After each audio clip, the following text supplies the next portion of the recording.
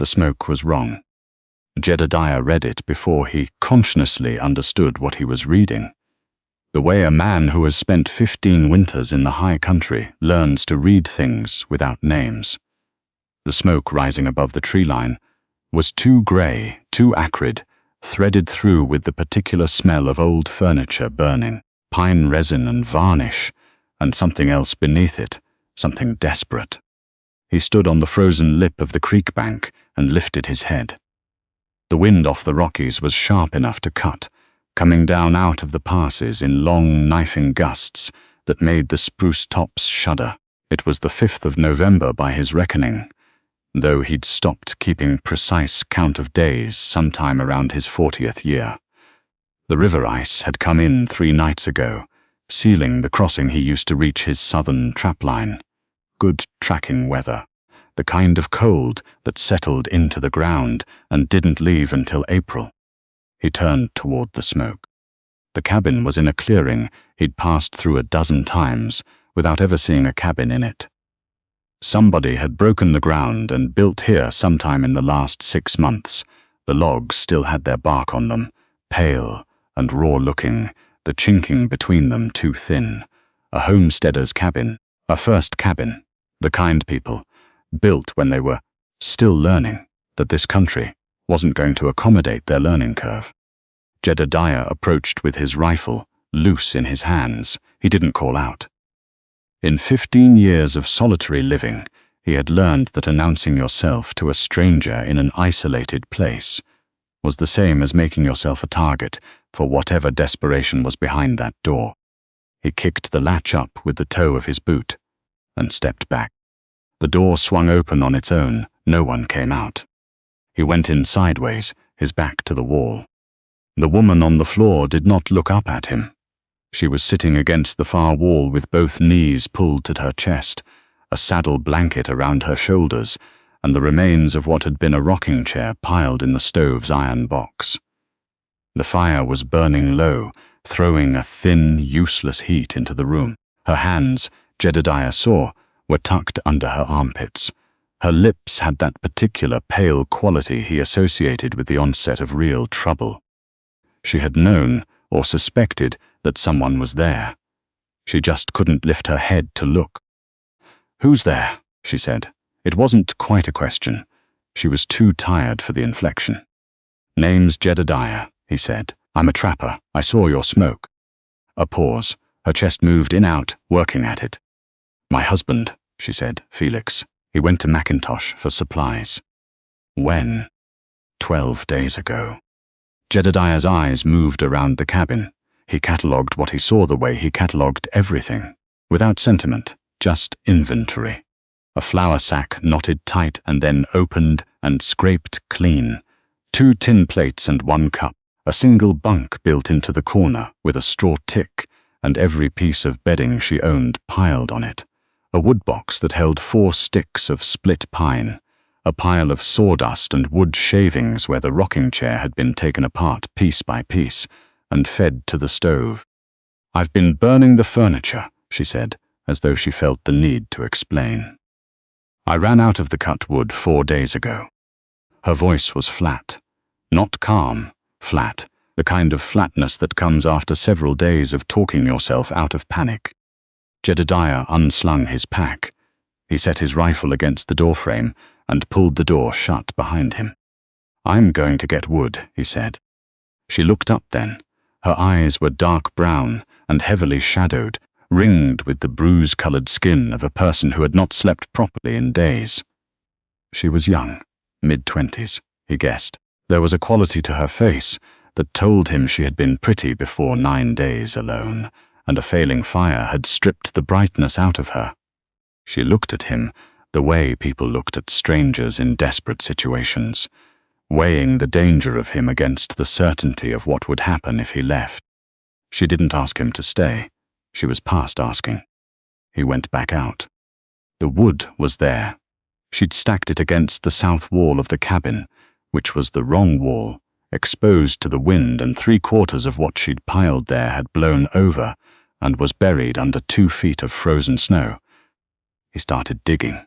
He found the axe half buried nearby.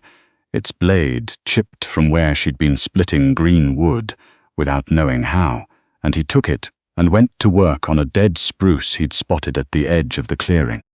He worked fast. He could feel the temperature dropping as the afternoon light thinned, and the woman in the cabin had already given too much ground to the cold. There was a narrow margin between where she was now and where she would not be able to come back from. He'd seen it before. He knew the terrain. By the time he'd brought in the third armload, the stove was beginning to radiate real heat. He found a tin pot and filled it with clean snow from the drift at the north corner and set it to melt. She was still sitting on the floor, watching him, her breathing marginally less labored than when he'd arrived. "When did you last eat?" he said. "Yesterday. I had the last of the cornmeal." He reached into his pack and pulled out a piece of smoked whitefish wrapped in birch bark. He unwrapped it and held it out to her. She looked at it for a moment, that slight hesitation of pride that people clung to long past the point where they'd earned the right, and then she took it. "My name is Abigail," she said. "I know," he said, though he hadn't. He made her eat slowly.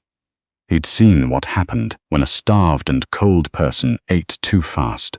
While she ate, he went around the cabin with a strip of canvas from his pack and stuffed the worst of the gaps in the chinking. The wind had been getting through in 3 places along the north wall. He could feel where it had been biting at the room the whole time she was in here alone. "You need to get up off the floor," he said when he was done. "Get on the bunk." "I'm fine here. The cold comes up through the ground. You're sitting on it." She considered this for a moment. Then she nodded once, and he helped her to her feet. She was unsteady. Her legs had been folded for too long, or something else, but she made it the 3 steps to the bunk and sat heavily on the edge. He noticed the way she favored her right hand. He looked at it. She let him look. The gash ran across the base of her palm, 3 inches long, the skin around it an unhealthy red that had turned to a deeper, mottled color near the wound's edges. She'd wrapped it in a strip of cloth torn from something. A petticoat, from the look of it, but the cloth was soiled and had been on too long. "How long ago?" he said. 5 days. I was splitting that green wood." The axe glanced off.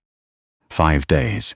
He touched the skin near the wound with 2 fingers. She flinched hard. "It's infected," he said. "I know. I have some things in my pack. I'm going to clean it." He boiled water. He had a small tin of pine pitch, mixed with rendered fat that he used on himself in the field, not a medical preparation, but clean and effective, in the way that old trappers' remedies sometimes were. He had clean linen in the pack, cut into strips, the way a man learned to carry things when he'd been alone, long enough to know that help was never close. Abigail watched him set everything out on the flat of his pack. "You've done this before," she said. "To myself, mostly. Comforting." He cleaned the wound. She made no sound. Her jaw clenched and her free hand gripped the edge of the bunk until the tendons in her wrist stood out, but she made no sound. When he packed it with the pine salve and wrapped it in clean linen, she let out a long breath through her nose, slow and controlled. "Felix knows what he's doing," she said. It was the tone of someone rehearsing a thing they had been telling themselves for 9 days. "He's made the crossing before. He'll have stopped somewhere safe. When the weather turned, he'll have found shelter." Jedadiah said nothing. He tied off the bandage and sat back on his heels. "He'll come back," she said. "Drink the water when it cools enough," he said. "You're dried out." She drank. He fed the stove. Outside, the wind had made up its mind about the night and was leaning into the cabin walls with a steady, grinding pressure. He could hear it find the new gaps he hadn't stuffed, and he went back and stuffed those too. The room grew warmer, degree by degree, in the stingy way that rooms in poorly built cabins grew warm. Never quite enough, but enough. She fell asleep before dark. He sat with his back against the door, his rifle across his knees, and listened to her breathe. For the first several hours, the breathing was all right.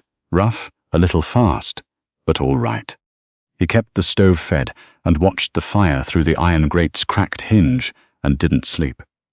Sometime past midnight, the breathing changed. He noticed it before he could have explained how he noticed it. It became lighter, slower. He stood up. She was deeply under. Not the sleep of exhaustion, but something closer to the body's withdrawal. He'd seen it in men after they'd been in the cold too long. This quality of going inward, of the body deciding it was tired of the fight. Her skin, when he touched her cheek, was dry and radiating heat. The fever had climbed while she slept. He said her name. She didn't respond. He said it again, louder. Nothing. He crouched beside the bunk and lifted her wrist. Her pulse was there, light, too fast. But there, he put his hand flat on her sternum and felt the rise and fall, so shallow it was almost not happening. He pressed, not hard, but firm. A physical argument against whatever her body was deciding. Abigail. His voice, unused to the shape of another person's name, came out rougher than he intended. Open your eyes. She didn't. He pinched her hand, where the palm met the wrist, hard enough to matter. She gasped. It was a wet, struggling sound, like something surfacing from deep water.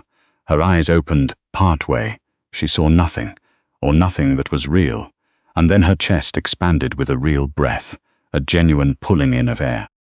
He didn't move away from the bunk again for the rest of the night. He kept one hand on her shoulder, pressed down steady, an anchor. Every time her breathing went too shallow, he said her name, and eventually her body started responding to the sound before the breathing could go too far. He didn't know if she could hear him in whatever place she'd retreated to. He spoke anyway. He told her about the trapline to the north, about the marten that had been outsmarting him for 2 winters.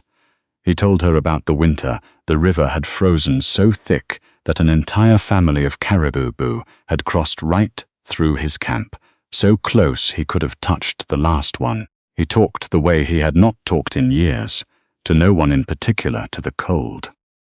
Because sound was the only thing he had to give her that might keep her tethered. The fever broke before dawn. He felt the moment it went. The sweat came, and her breathing deepened into genuine sleep. He put his hand on her forehead, and the skin that had been burning was just warm. He let himself sleep an hour, maybe 2. When he woke, grey light was coming through the cracks in the wall.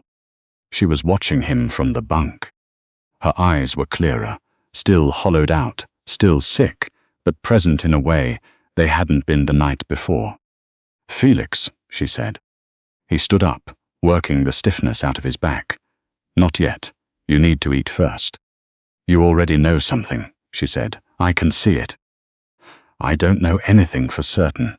I need to check the trail. She said nothing. She let him go. The crossing was a 1/4 mile down the river path. He found the signs he'd been avoiding looking for properly, the ones he hadn't let himself examine in the dark. The ice at the crossing was fractured, refrozen, pushed up at the edges in that particular pattern that meant something heavy had gone through, and the water had sealed over again in the cold. Felix's outbound tracks came down from the cabin trail and reached the bank and continued to the far side. He'd made it across going out, but coming back, loaded down with supplies, he'd crossed at the wrong spot. You could see where the ice ran thin by the color of it in the morning light, and you had to know what you were looking at to see it. Jedadiah found the supply pack 30 yards downstream, caught in a tangle of driftwood at the bank. It had washed up during the first thaw and frozen back into the ice. He chipped it free with his hatchet. Inside, flour, salt, dried beans, a tin of baking powder, a small bottle of liniment, the things a man brings back to a wife alone in a first winter cabin. He found the compass in the outer pocket. It was small and brass, with a case that had been engraved on the inside of the lid. He stood in the flat morning light for a long time, reading the words. For Felix, so you always find your way home, eh? Jedadiah put the compass in his coat pocket. He shouldered the supply pack and carried it back up the trail. She was sitting up when he came through the door. She had built the fire herself. Her bandaged hand clumsy but managing, and she had found a cup and filled it with snowmelt from the pot. She sat at the edge of the bunk with both hands around the cup, watching the door. She looked at his face, then at the supply pack on his shoulder, then at his face again. He set the pack down by the wall. He reached into his coat and pulled out the compass. He held it out without speaking. She took it. She opened the case and read the words she had engraved herself 9 months ago, the morning they'd left Ontario. The hand holding the compass was trembling, but her face was still, the stillness of a person who already knew and had spent 9 days knowing, and was only now being given permission to stop pretending otherwise. "The crossing," she said. "On the return trip. The ice, it wasn't a question." "Yes." She closed her hand around the compass. Not tightly, just holding it the way you hold something. That is the last solid proof a person ever existed. "Did he?" She stopped. "No," Jedadiah said. "He wouldn't have known the cold is fast." She nodded. The nod of a woman deciding, moment to moment, how much she could absorb without coming apart entirely. She bowed her head. Her shoulders shook, once, twice, and then she pulled them back up by sheer force. He turned away and went to the stove. He put the salt pork in the pan. He kept his back to her and let her have the time. After a while, the sound stopped. "I'm not going back to Ontario," she said. He turned around. She was looking at him with the same look she'd given him the very first moment, measuring him. But the fever was gone and the clarity had returned, and what was in her eyes now was not desperation. It was decision, clean and hard-edged, the way new ice was hard-edged when it first formed on still water. "This is our land," she said. "Mine now, I suppose. The title is registered. I have the claim." She looked at the compass in her hand. Felix wanted this. He wanted to build something real here. She paused. So did I before the wanting got buried under everything else. Jedadiah put a plate of food on the edge of the bunk beside her. "Eat," he said. She ate. He watched the fire. "Can a person survive here alone?" she asked. "A person who doesn't know the land yet?" "No," he said. "I thought not." She ate another piece of the salt pork. "Then I need to learn." "It's not a season's worth of learning." "I know that." Silence. The stove popped, adjusting to a new piece of wood. "Your trap line," she said. "How far does it run?" "North into the pass, mostly. I come through this valley twice a winter." "Then you'll come through again," she said. It wasn't a question. It was the tone of someone who had looked at the available facts and drawn the only reasonable conclusion from them. He didn't answer. He picked up his rifle and went outside to check the weather. He spent 4 more days at the cabin. He didn't announce that he was staying. He simply stayed, because there were things that needed doing, and he was the only person there to do them. He moved the entire woodpile from the south wall to the north, where the cabin's own bulk would block the wind. He showed her how to read the ice on the river, the color, the sound. When you pressed a stick to it, the way it flexed differently over a deep channel versus a shallow one. He showed her how to set a snare for rabbits, not for fur but for meat. Because the rabbits would be the difference between eating and not eating when her flour ran low. Abigail learned fast. That was what he noticed about her. She didn't ask questions more than once, and she didn't approach the same problem the same way twice if the first approach hadn't worked. She had the quality of a person who had always been intelligent and was now finally being asked to use all of it. On the 4th morning, he came back from checking the nearest trap to find her on the roof with the spare canvas from his pack, lashing it over the worst corner of the sod where the freeze-thaw cycle had pulled it apart. She was doing it correctly. He didn't know who had told her how, or if she'd simply looked at the problem and reasoned it out herself. He stood below and watched for a moment. "You'll pull that corner loose," he said. "Run it under the ridgepole first." "Show me." He climbed up. He showed her. On the 5th morning, he packed his gear. He did it quietly, the way he'd arrived, without ceremony, without explanation. He was 2 miles down the river trail by mid-morning, the cold sharp and clean in his chest, the pass opening ahead of him in the north, familiar, solitary, honest. He thought about the woman in the cabin. He thought about the woodpile, which was good for 3 more weeks if she was careful, and after that, she would need to cut more, and her hand was healing, but the axe work was still clumsy. There was a technique to splitting birch in the cold. You had to read the grain, find where the wood wanted to open, and she hadn't learned it yet. He turned around at noon. He told himself it was the woodpile. He told himself it was the ice crossing. She'd have to navigate alone if she needed anything from the far bank.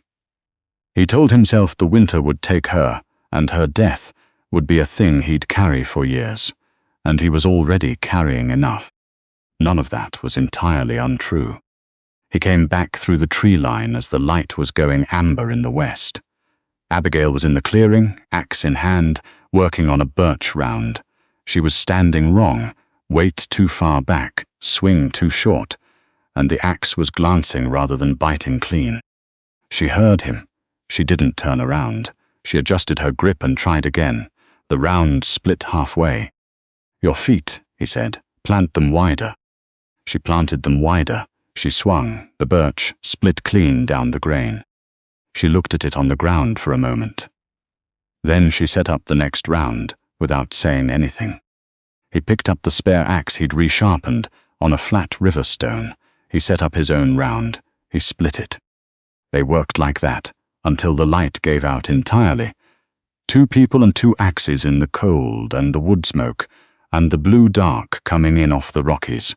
Not saying what it meant that he'd come back, not naming it, because some things don't need naming to be real.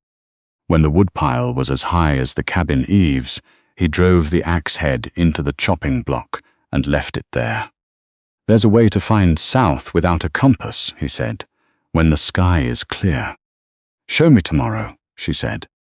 "I'll show you tomorrow," he said. She picked up the last of the split wood and carried it inside. He stood in the clearing for a long moment, alone with the cold and the stars beginning to appear above the ridge. He was not a man who believed in much beyond what he could see and touch and measure, but standing there in the dark, at the edge of what he'd been about to walk away from, he felt something he hadn't felt in years. The particular weight of a place that had a person in it, waiting for the light to come back on. Then he followed her in out of the cold.